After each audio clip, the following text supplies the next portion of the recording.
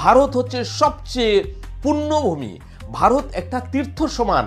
ভারতের মধ্যে যে সমস্ত মুনি ঋষি বা মহাপুরুষরা জন্মগ্রহণ করেছেন বা দেবতা ভগবান পর্যন্ত এখানে অবতার নিয়েছেন, এর মতো পবিত্র মাটি সমগ্র বিশ্বের মধ্যে নেই।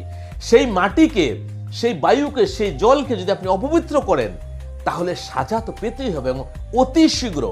যদি আমার কথাগুলো আপনি বুঝে যান, তাহলে আজ থেকে সতর্ক হয়ে যান।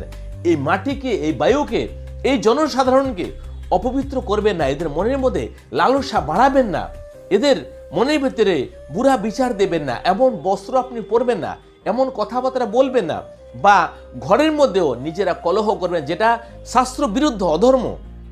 বড়দের সাথে নম্র হয়ে কথা বলা, এবার আপনি বড়দের সাথে চোটে কথা বলবেন, তা সেটাও অধর্ম। বড়দের আপনি অপমান করবেন, সেটাও অধর্ম। স্বামীর সাথে আপনি তর্ক করবেন বা স্বামীর মুখে মুখে